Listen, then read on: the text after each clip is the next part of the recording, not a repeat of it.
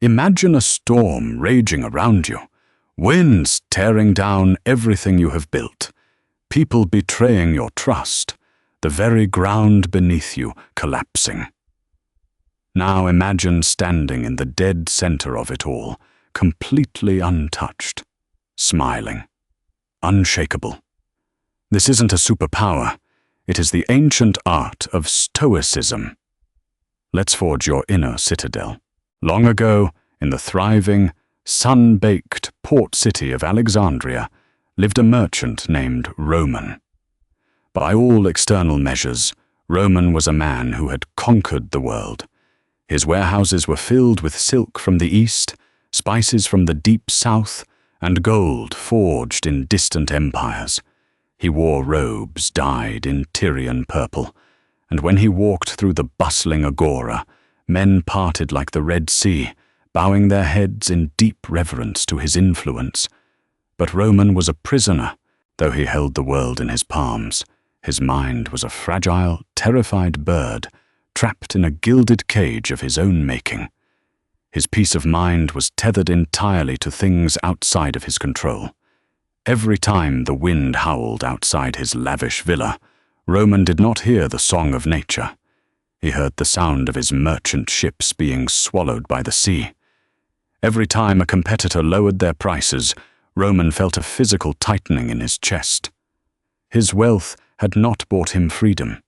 It had bought him 1,000 new things to lose.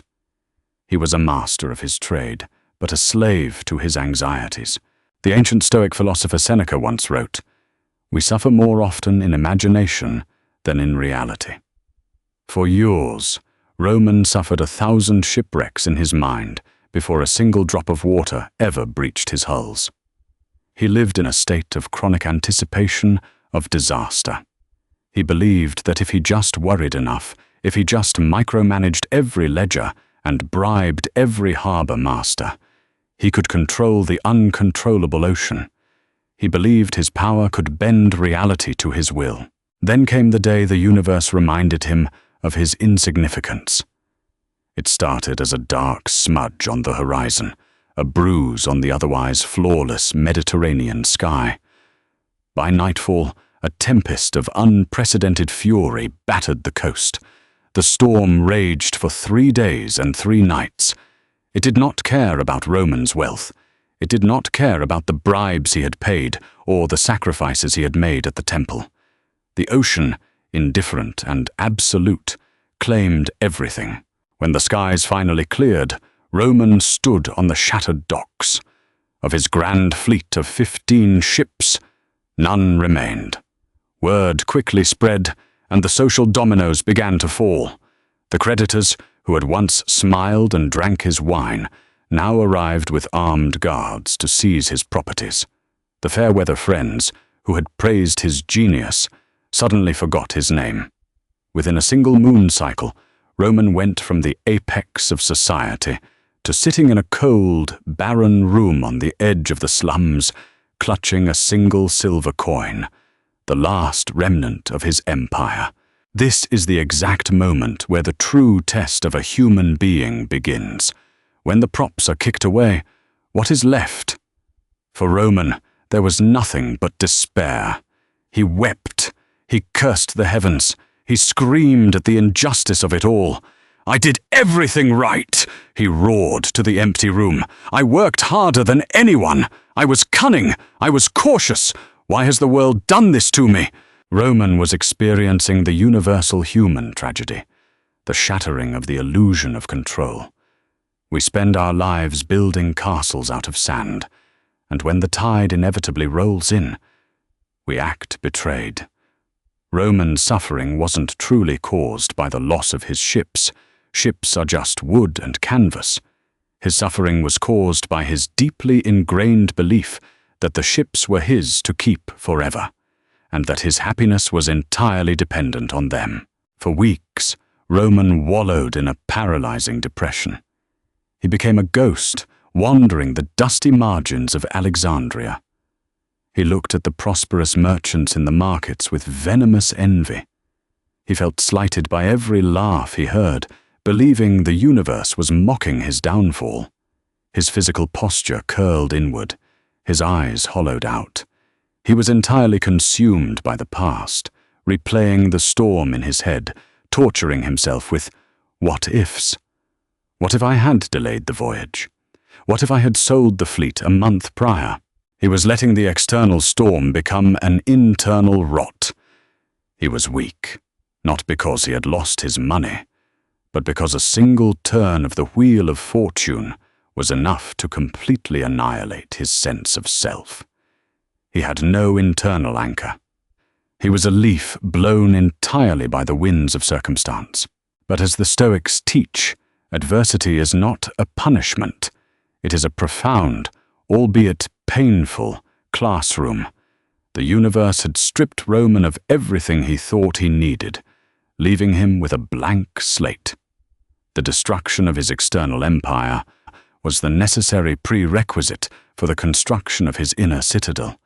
He just didn't know it yet. One scorching afternoon, Roman found himself wandering through the poorer quarters of the city, his stomach gnawing with hunger. He sat on a crumbling stone wall, staring blankly at the dirt. Across the narrow alleyway sat an old cobbler mending sandals. The cobbler, a man named Silas, had skin like weathered leather and wore clothes that were little more than rags. Yet, as he worked the tough leather with his awl and thread, he hummed a joyous, melodic tune. His eyes were bright, and a profound, quiet serenity seemed to radiate from his very bones. Roman watched him for an hour. The contrast was infuriating. Here was a man with nothing, no status, no wealth, engaged in back-breaking labor in the heat of the day, and he was entirely at peace. Roman, who even in his poverty still possessed more knowledge of the world than this simple shoemaker, was in agony. Unable to bear it any longer, Roman crossed the alley. "Old man," Roman spat, his voice thick with bitterness. "Why do you sing? You sit in the dirt, sewing the shoes of other men, earning barely enough to buy bread. You have nothing. What right do you have to look so content when the world is so cruel?" Silas paused, setting down his tools. He looked at Roman not with anger, but with a deep, piercing compassion. "I have nothing, you say?" Silas smiled gently. "My friend, I have the only thing that matters. I have my own mind." Roman scoffed. "Your mind cannot feed you. It cannot rebuild a fleet of ships. It cannot restore your honor once the world has taken it away." "Ah," Silas replied, shifting on his wooden stool. "You speak of the world taking things away. Tell me, were they ever yours to begin with?" "Of course they were mine. I bought them. I built them." Silas shook his head slowly. "You merely borrowed them from Fortune. And Fortune, as is her nature, asked for them back. You are angry because you mistook a loan for a gift." The word struck Roman like a physical blow. He stood frozen, defensive but entirely disarmed. Silas gestured for Roman to sit on a wooden crate beside him. "I was a slave for 40 years, the cobbler began, his voice calm and steady. "I was beaten. I was sold away from my family. I was chained to the oars of a galley. For the first 20 years I raged like you. I cursed the gods. I wanted to burn the world down. But the fire inside me only burned me. My masters controlled my body, but I was doing their work for them, by destroying my own soul." Silas reached down and picked up a stick, drawing a large circle in the dirt. "Then I learned the truth that set me free," Silas continued. "There is only one rule you must master if you want to become so strong that nothing affects you. The philosopher Epictetus called it the dichotomy of control." He pointed the stick at the center of the circle. "There are things in life that are entirely up to us. Our opinions, our judgments, our desires, our aversions, in short, our own choices. These are the things inside the circle. Silas then drew a much larger circle around the first one. Then there is everything else, things not up to us. Our bodies, our property, our reputations, our wealth, the weather, the opinions of others, the actions of emperors, the storms at sea. These are outside the circle. Roman stared at the drawing in the dirt. It was so simple, yet it felt like a foreign language. Your misery, my friend, Silas said, locking eyes with Roman, comes from a profound confusion. You have spent your entire life trying to command the outer circle. You tried to control the sea. You tried to control the markets. You tried to control how other men perceived you. You invested all your energy into things you could never truly hold. And meanwhile, you entirely abandoned the inner circle. You left the gates to your own mind wide open for the storm to walk right in. Roman felt a lump form in his throat. The agonizing truth of the cobbler's words was undeniable. Think of an archer, Silas explained, painting a vivid picture with his hands. An archer strings his bow. He selects the finest arrow, he accounts for the wind, he perfects his stance, and he takes aim. Up until the exact moment he releases the bowstring, everything is within his control. But the second the arrow leaves the bow, it belongs to fate. A sudden gust of wind might blow it off course. The target might move. The arrow might shatter. If the archer ties his happiness to whether or not the arrow hits the bullseye, he will live in a constant state of anxiety and disappointment. But if the archer finds his success solely in the act of aiming well, in doing everything within his power to the best of his ability, then no gust of wind can steal his peace. Roman looked at his trembling hands. My ships, they were the arrow. Yes, Silas nodded. You aimed well. You built good ships. You planned good routes. That was your success. The storm was the wind. The ocean swallowed your arrows. Why do you hate yourself for the wind? For the first time since the tempest had destroyed his life, the tight, suffocating band around Roman's chest loosened. A profound realization washed over him. He was not a victim of the gods. He was not a failure. He had simply been playing a game with rules he hadn't understood. He had placed his self-worth in the hands of the unpredictable ocean rather than in the quality of his own character. But how do I change this? Roman asked, his voice barely a whisper, shedding the last of his arrogant merchant pride. How do I stop caring about the things outside the circle? I am ruined. I have no money. I have no status. I am afraid of tomorrow. You do not stop caring by becoming cold or numb, Silas corrected him gently. Stoicism is not the absence of emotion. It is the domestication of emotion. You stop being a slave to externals by recognizing their true nature. They are indifference. Wealth, health, status, they are preferred indifference. It is nice to have them, but they are not required for a good life. A good life is built on virtue alone. Wisdom, justice, courage, and temperance. These are forged in the inner circle. Silas handed Roman a piece of coarse, unyielding leather. You want to become strong? You must become the architect of your own mind. When a harsh event happens, a betrayal, a loss, an insult, you must train yourself to create a space between the event and your reaction. In that space lies your freedom. The world can break your body, it can take your coins, it can chain you to an oar, but it cannot force you to complain. It cannot force you to surrender your dignity. Roman gripped the piece of leather. He looked back at the bustling street, at the wealthy men walking by who he used to envy just hours ago. Now he saw them differently. He saw the invisible chains around their necks, chains made of gold and silk, tying them to a relentless anxiety about losing what they had. He had been one of them. The storm had broken his gold chains, but instead of walking free, he had sat in the dirt and cried for them back. "I want to learn," Roman said, a new, quiet fire igniting in his eyes.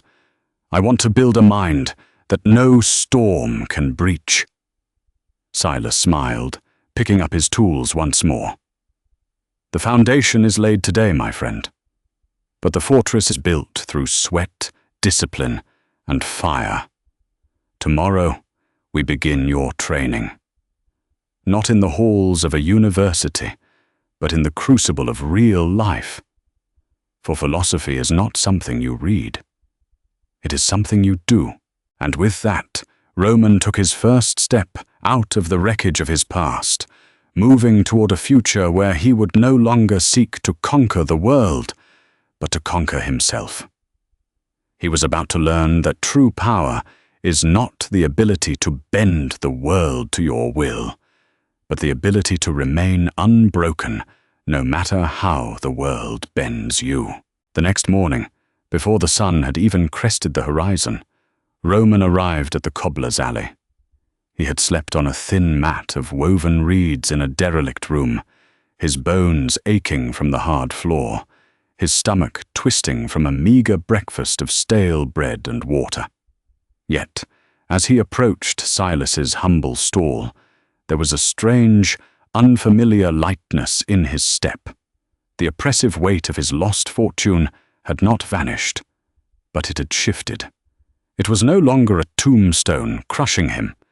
It was a weight he was actively choosing to carry, a barbell for his spirit. Silas was already there, sweeping the dust from the cobblestones with a worn broom. He tossed the broom to Roman without a word.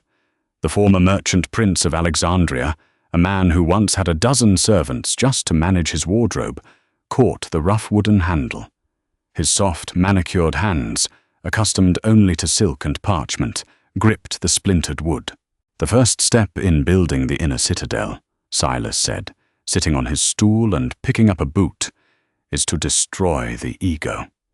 Your mind is currently a bloated, fragile thing, swollen with memories of who you used to be. You must starve it. Sweep the alley." Roman swept. For hours he swept dirt, horse dung, and rotting refuse from the gutters. His back screamed in protest. Blisters formed, burst, and bled on his palms. The midday sun beat down upon his neck like a hammer.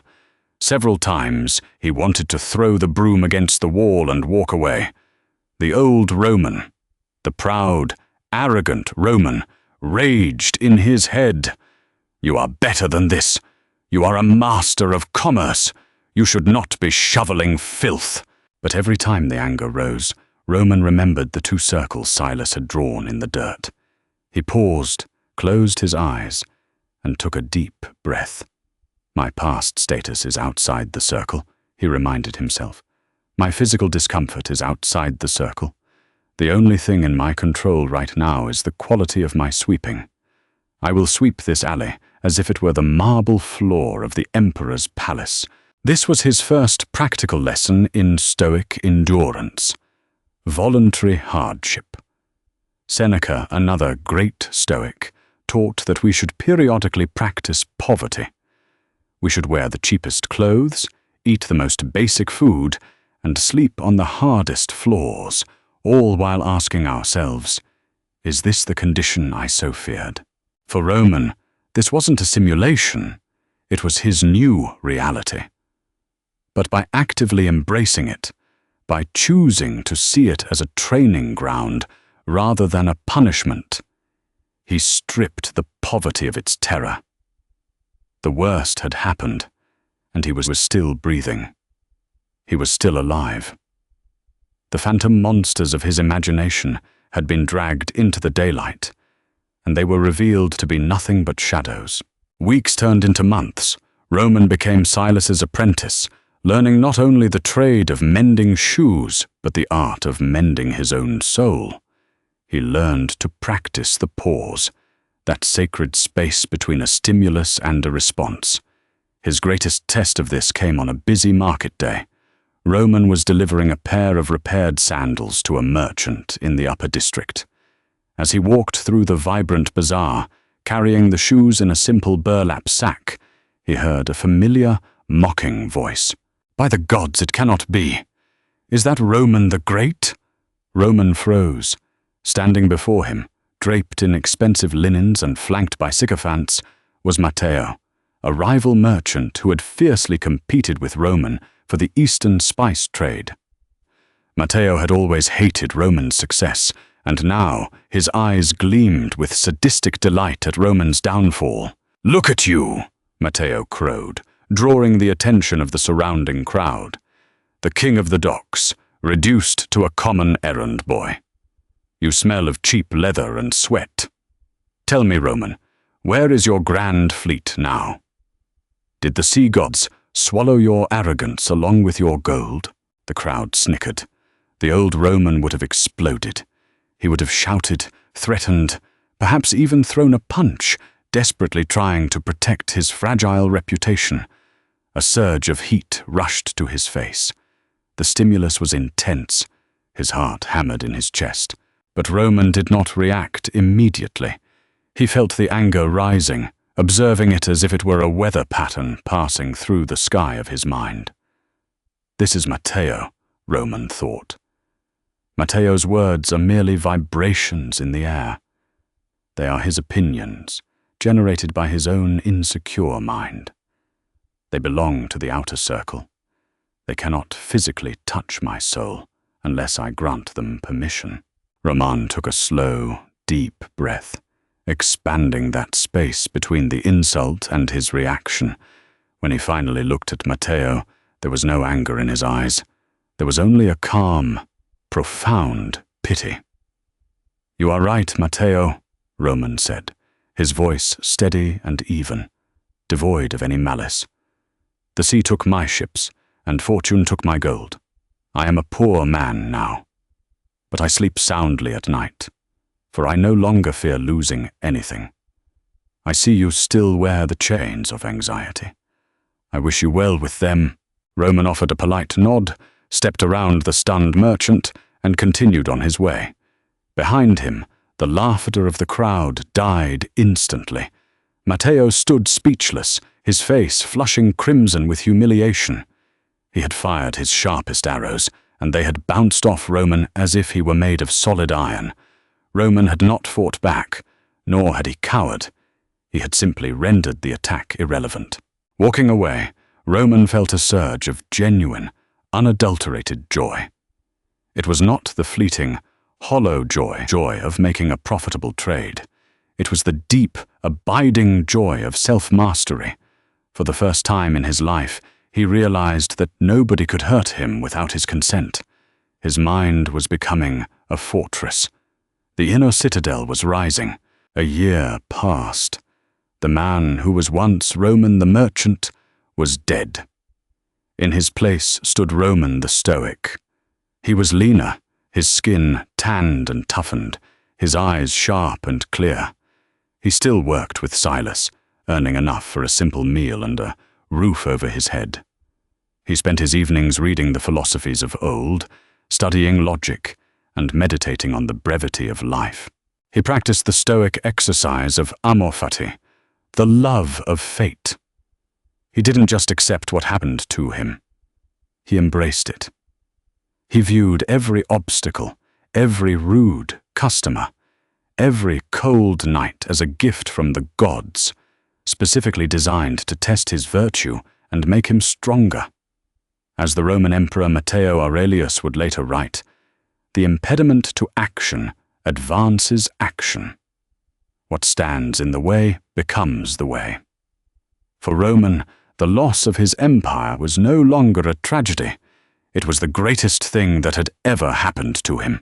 But the universe is a relentless instructor, and it never allows a student to rest on past victories. The true test of a citadel is not how it stands in peacetime, but how it holds up under the siege engines of chaos. It happened during the dry season, when the winds sweeping off the desert were hot and fierce.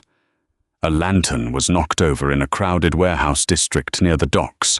The dry timber and highly flammable oils stored there caught instantly. Fanned by the desert winds, the fire did not just burn, it sprinted. Within an hour, the sky above Alexandria turned a hellish, choking black. The roar of the flames sounded like 1,000 angry beasts. The city descended into absolute pandemonium. From his vantage point in the poor quarter on the hill, Roman saw the smoke billowing into the sky. It was precisely where his old warehouses used to stand. Down in the valley, the wealthy merchants, the patricians, and the common laborers alike were gripped by animalistic panic. People trampled one another in the narrow streets, desperately dragging chests of gold, silks, and useless trinkets out of their burning homes. They were screaming, weeping, cursing the gods. They were entirely enslaved by the outer circle. Silas stood beside Roman, watching the inferno. "The world burns, Roman," the old cobbler said softly. Roman didn't panic. He felt a spike of adrenaline, a natural biological response, but his mind remained terrifyingly still. He closed his eyes and practiced another vital Stoic technique, the view from above. In his mind's eye, he floated up above his body, above the alleyway, above the burning city of Alexandria. He visualized the vast Mediterranean Sea, the sprawling deserts of Egypt, the massive curvature of the earth. From this cosmic perspective, the raging fire was nothing but a tiny, momentary spark on a speck of dust in the grand, infinite expanse of the universe. The gold that men were dying for down below was just shiny rocks. The silks were just worm threads. In 100 years, every person screaming in those streets, including Roman himself, would be dust. This was memento mori. Remember that you must die. The fire was not an evil tragedy. It was just nature doing what nature does. Wood burns. Things end. Roman opened his eyes. The cosmic perspective had completely dissolved any lingering trace of fear. His life was not his own. It belonged to the Logos, the rational order of the universe. If today was his day to return to the dust, he would do so with dignity. But as long as he had breath, his duty was to act with virtue, to be courageous, to be just. "I must go down there," Roman said to Silas, "not to save the cargo, but to save the people who are blinded by it." Silas nodded, a proud gleam in his old eyes. "Go, and remember, your body may burn, but your will is fireproof." Roman sprinted down the hill, plunging directly into the heart of the chaos. The heat was unbearable, blistering his skin. Thick, black smoke choked his lungs, reducing the world to a dark, hazy nightmare. Buildings collapsed around him, sending showers of lethal sparks into the air. He found a bottleneck in a narrow street where a mob of terrified citizens was trapped, blocked by a collapsed, burning beam. A wealthy merchant was screaming at his servants to save his ledger books, completely ignoring the children crying in the smoke. Roman stepped forward, his presence cutting through the panic like a knife. He possessed the absolute authority of a man who does not fear death.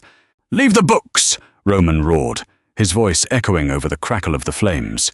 He grabbed the wealthy merchant by the shoulders, shaking him violently.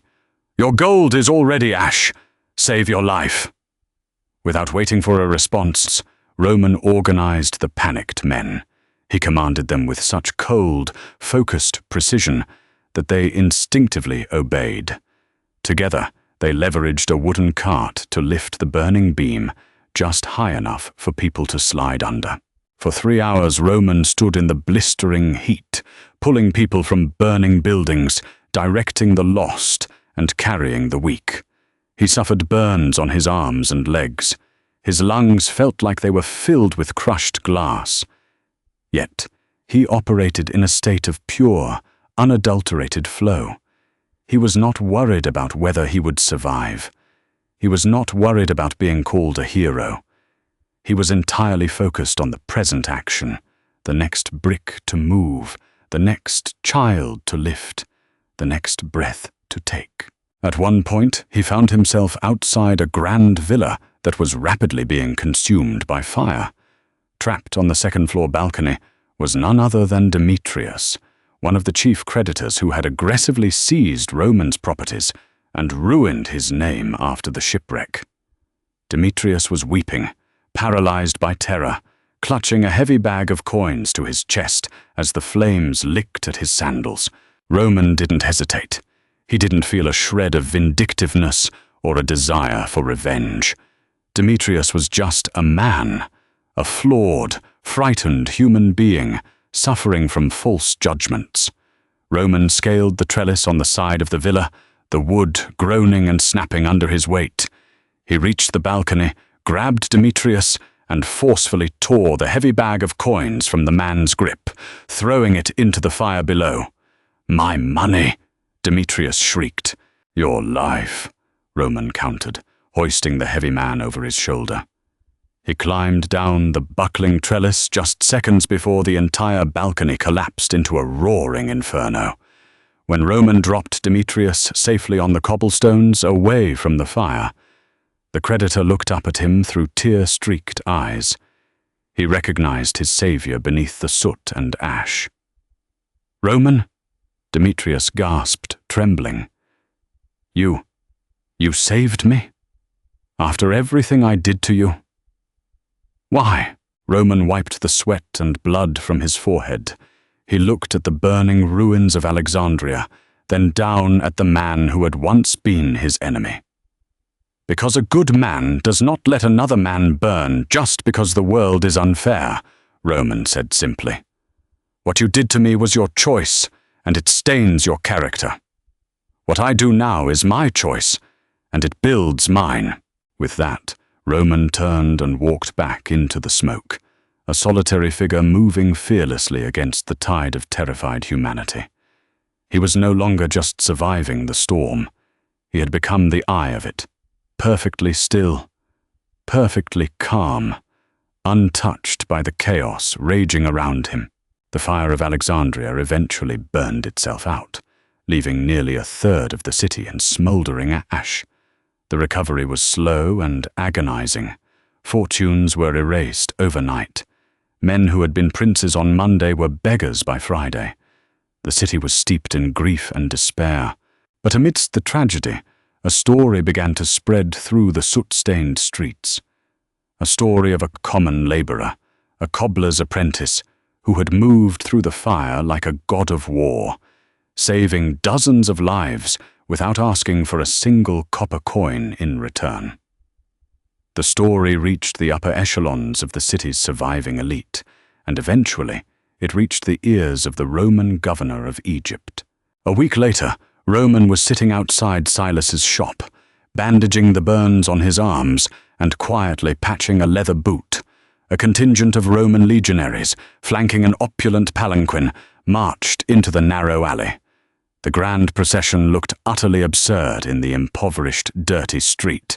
The governor himself stepped out.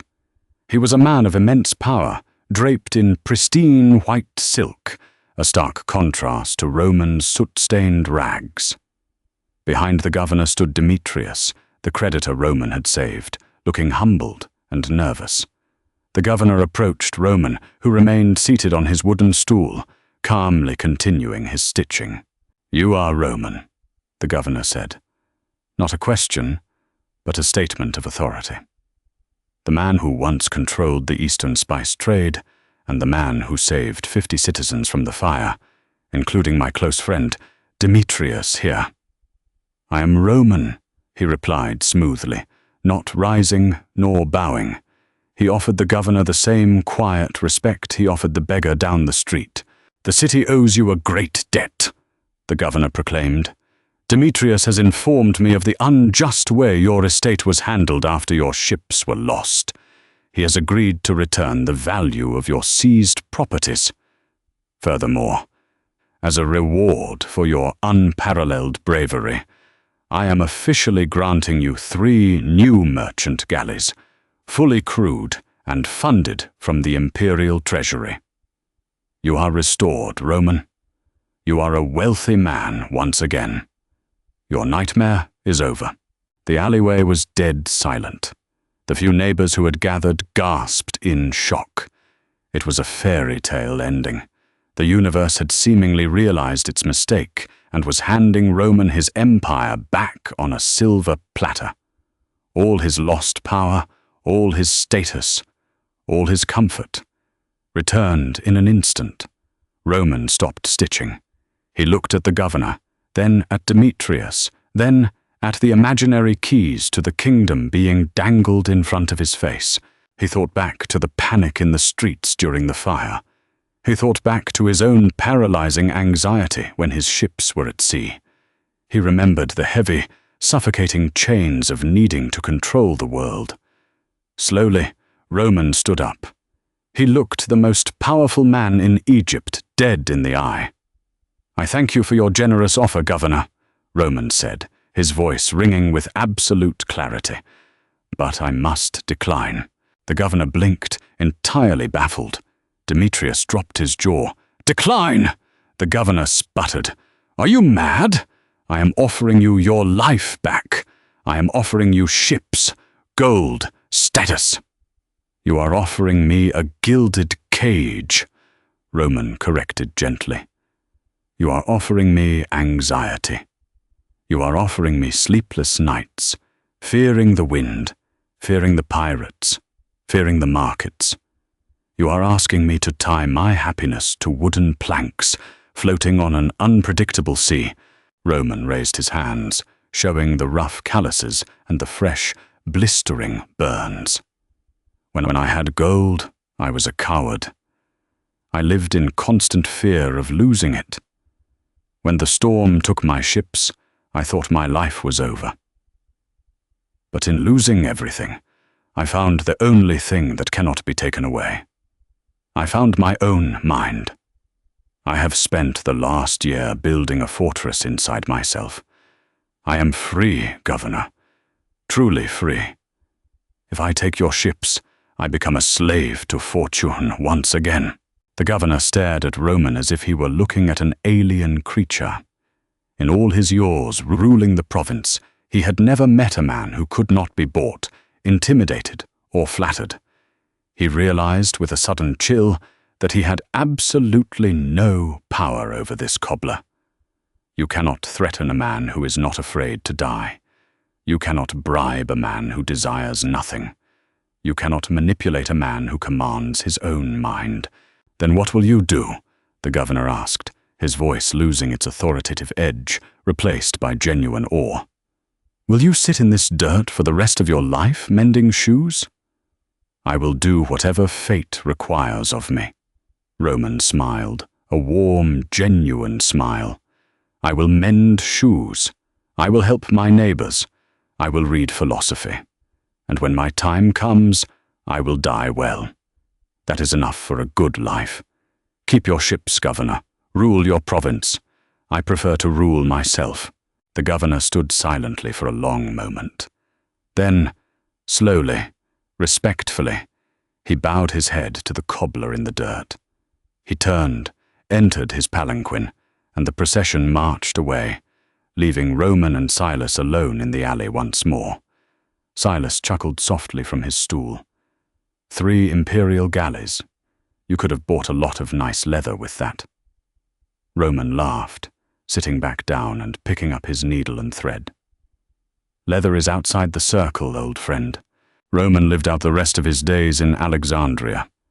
He never sought wealth again, yet he was the richest man in the city. When plague swept through, Roman did not panic. He nursed the sick. When famine struck, Roman did not hoard. He shared his meager rations. When he was insulted, he smiled. When he was praised, he ignored it. He had achieved apatheia. Not apathy in the modern sense of not caring, but the ancient Stoic state of being free from emotional suffering. He had reached eudaimonia, a state of flourishing and supreme inner peace. He realized that the goal of life is not to build a world where the storms never come. That is impossible.